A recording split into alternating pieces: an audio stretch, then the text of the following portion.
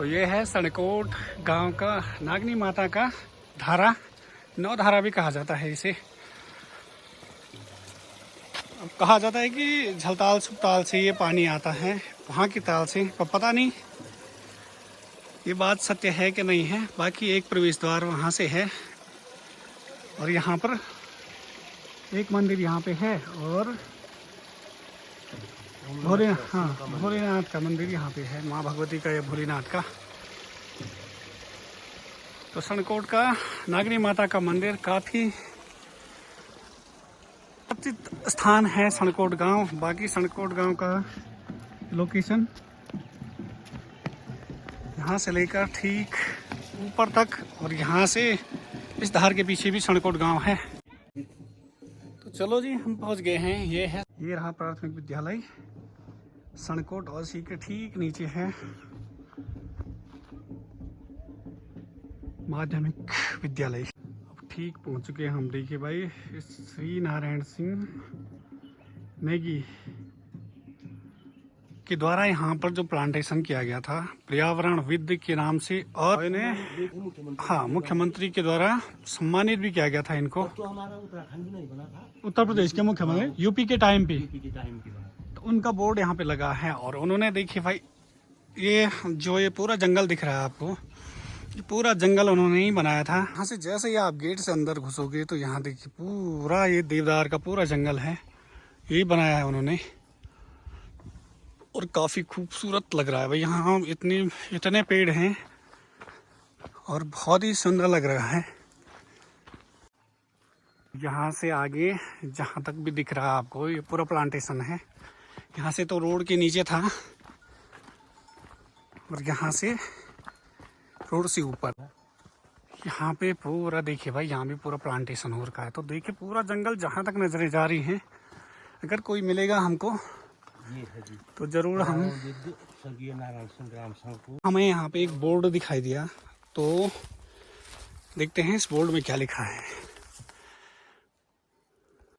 पर्यावरण विद स्वर्गीय श्री नारायण सिंह नेगी, ग्राम सनकोट, विकासखंड नारायणगढ़, जिला चमोली की मधुर स्मृति में सादर समर्पित विश्व पर्यावरण दिवस दिनांक 5 जून 2022।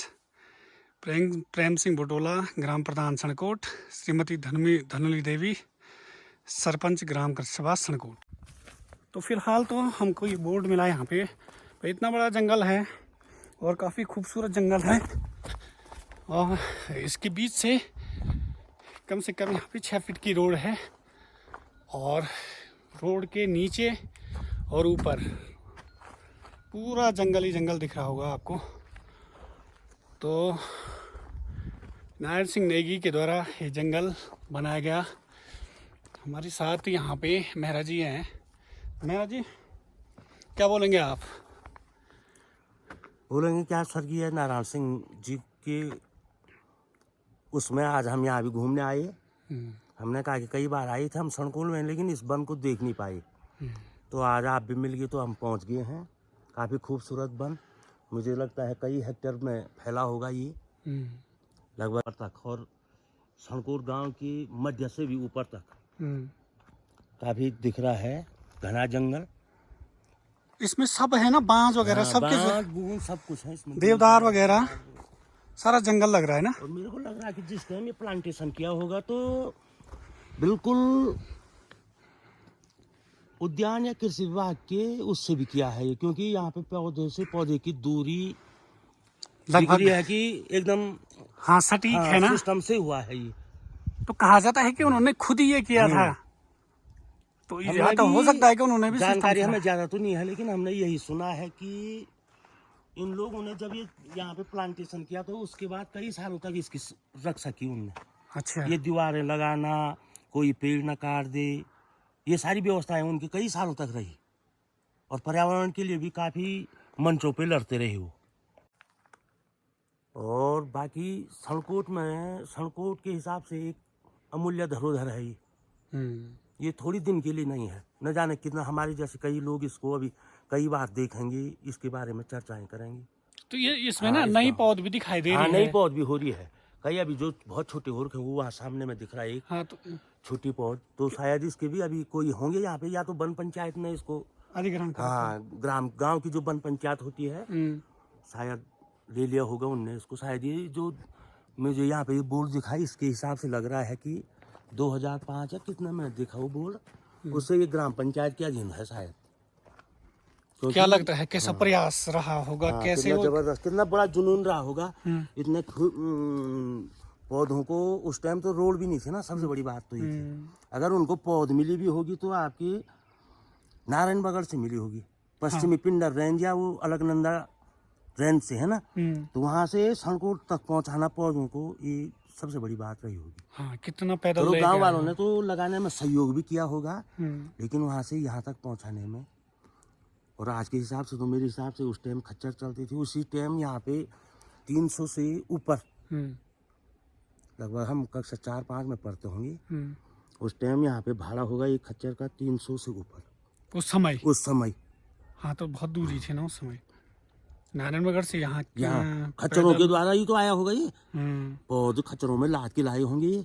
हाँ, नहीं तो कैसे लाए ना इतने आज तो रोड की व्यवस्था है, सब कुछ है, पर देख रहे होंगे सच में यहाँ तक लाना कितना बड़ा जुनून होगा। और जिस आदमी ने इस पूरी जंगल को बनाया और ऐसी सोच रखी, तो यहाँ आके भाई देखो, एक तो पेड़ जो लगे हैं ना,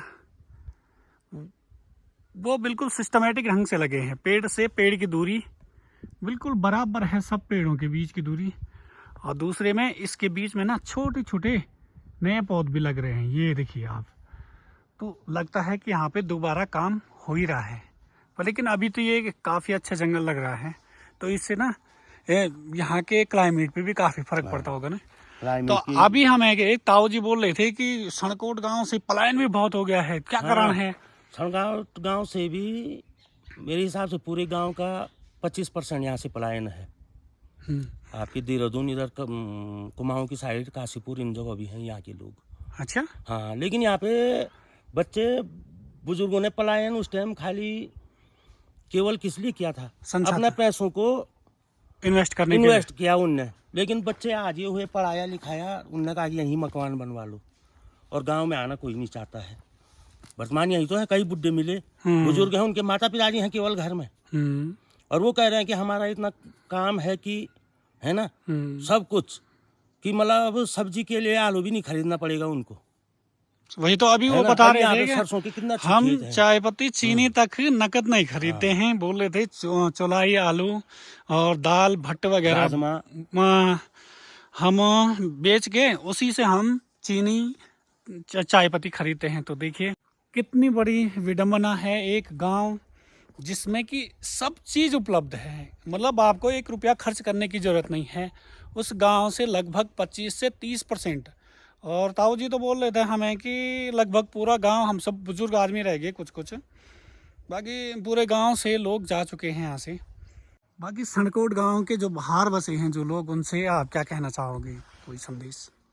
भंडारी जी, आपके चैनल के माध्यम से हम तो बाहर क्या सभी लोगों को, उत्तराखंड में निवास करने वाले जो लोगों ने भी पलायन किया है, उनके लिए हमारा एक ही संदेश है।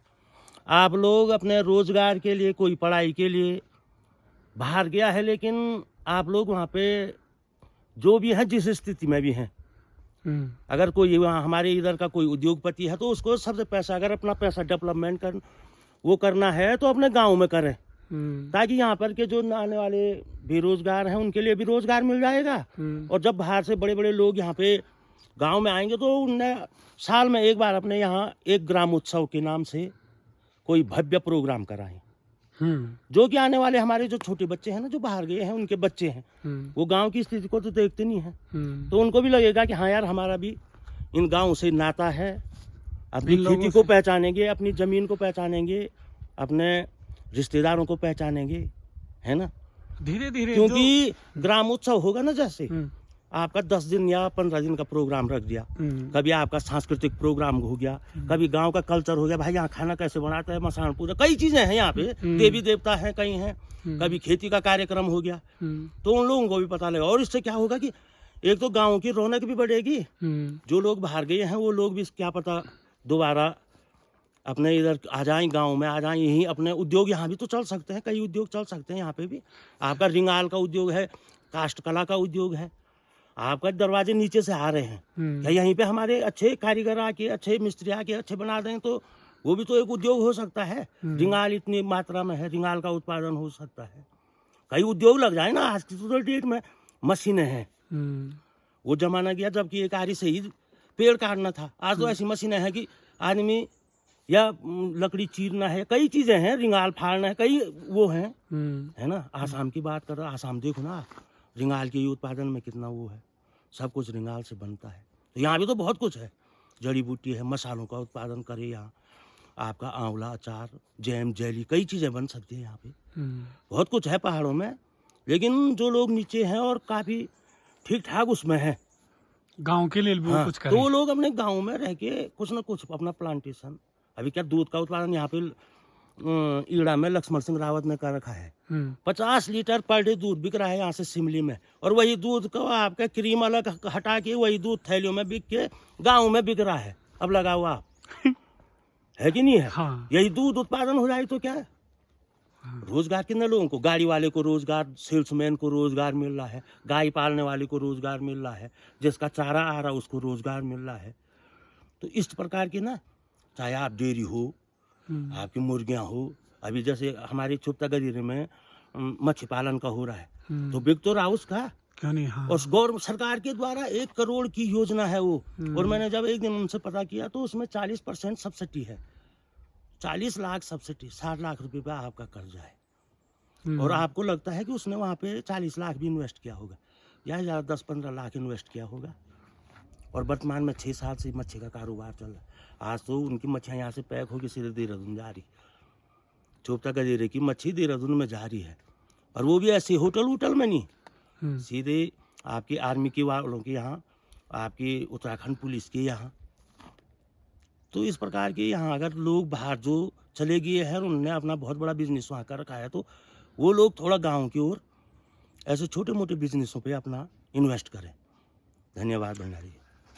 तो धन्यवाद मेहरा जी, आपने जो बातें बताई वो काफ़ी नॉलेज करने वाली बातें हैं, और एक एक शब्द आपके सत्य हैं। तो आगे मैं दिखा देता हूँ आपको प्राथमिक विद्यालय, यह है सड़कोट, और इसके जस्ट नीचे ठीक यहाँ पे है माध्यमिक विद्यालय सड़कोट।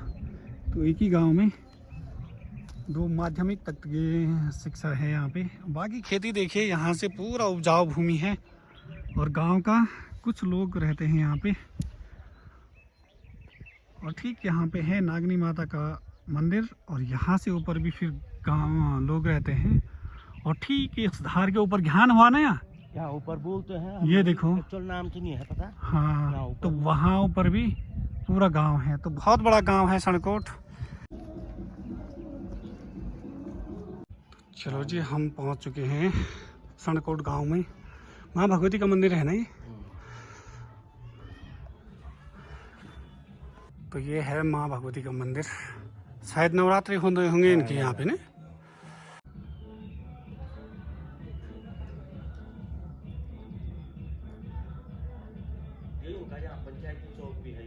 पंचायती चौक भी है। 87 हुए रेस, हम रेस 87-88 साल हुए तुम। अच्छा, और बाकी ताई गाँव ताई बॉडी चाहिए बोलो मी 17 हुए वाले न होगी नहीं गाँव में। अच्छा, 80 पे। ताई जी तुम भी 80 पहुँची? कनौनी सुनो। अच्छा, अभी और नैनी दी और जखूर तो मुला जी हैं है जान दी आप 2-4 साल मत है चला।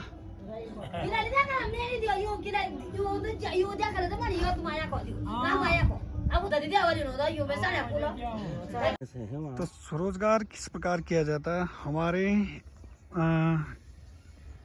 हाँ, जिला के उपाध्यक्ष श्री लक्ष्मण सिंह रावत जी ने घर में ही यहाँ पे, भाई यहाँ पे दिख रहा है, यहाँ पे उन्होंने अपनी एक गौशाला खोल रखी है, और वहाँ से ला रखे, वहाँ उन्होंने विदेशी गाय ला रखी, विदेशी गाय भैंस है, और गाय भैंसें, और पर डे उनका 50 kg दूध यहाँ से आंचल डेयरी आंचल डेयरी सिमली के लिए जाता है। तो बताइए आप, इस प्रकार से भी बिजनेस किया जाता है। उन्होंने एक उदाहरण तो रख दिया है, एक जनप्रतिनिधि होने के नाते उन्होंने एक उदाहरण रख दिया है लोगों को। अब लोग किस प्रकार से लेते हैं वो देखने वाली बात होगी। अब सूर्य भी देखिए कुछ ही समय में अस्त हो जाएगा और शाम के समय का ये नज़ारा है।